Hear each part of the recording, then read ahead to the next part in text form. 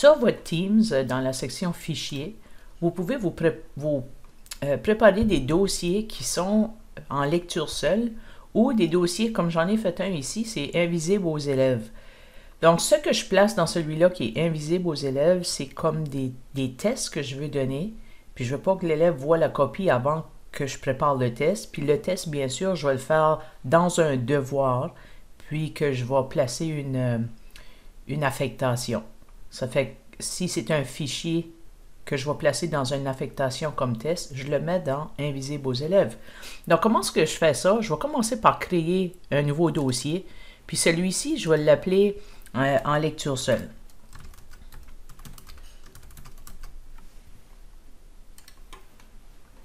OK, donc j'ai un nouveau dossier qui s'appelle en lecture seule.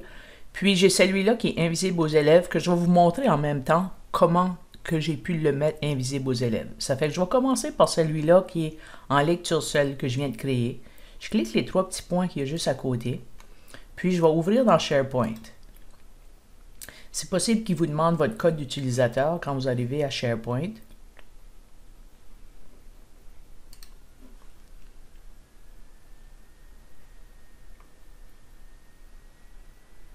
OK, quand il ouvre le dossier dans SharePoint, vous êtes à l'intérieur du dossier. Ça fait que ce qu'il faut faire, il faut reculer dans l'arborescence du dossier.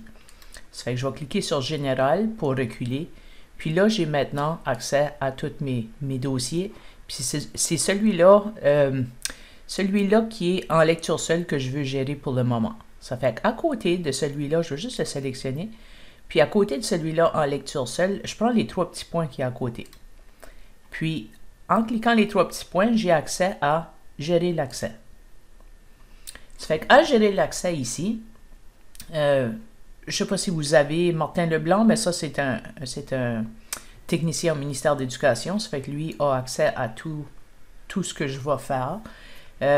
Les trois autres, c'est moi. Ça fait que ce qu'on veut regarder, c'est surtout les deux derniers. Visitors, on n'a pas de visiteurs, nous autres, dans nos teams. Ça fait que le visiteur, tout de suite, il est déjà en lecture seule. Mais si je regarde les membres, puis les membres, pour nous autres, ce sont les élèves. Les élèves sont inscrits comme membres. Ça fait que tout de suite, l'élève a le droit de modifier mon dossier ou tout ce qu'il y a dans mon dossier. Ça fait que je vais changer ceci à consultation possible. Ça fait qu'en ayant consultation possible, il y a juste l'œil sur le dossier. Ça fait que je peux maintenant fermer ceci, puis mon dossier est en lecture seule. Ça fait que tout ce que je vais placer dans ce dossier-là, quand je suis sur Teams, va devenir en lecture seule.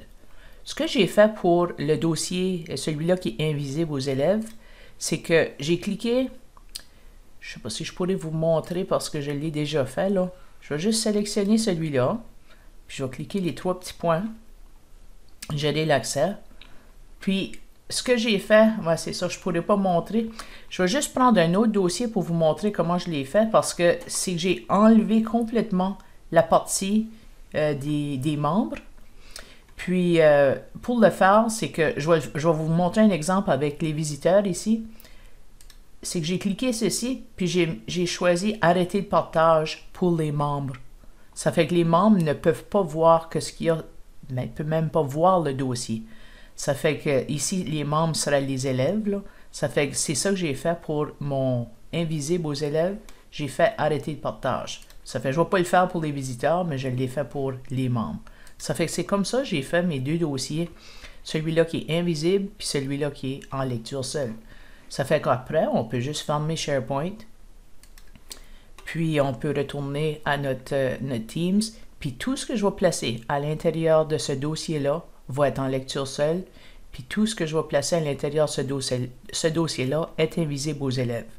Quand viendra le temps de faire mon devoir, le fichier deviendra accessible aux élèves. Il faudra que je lui donne le droit quand même de pouvoir le modifier.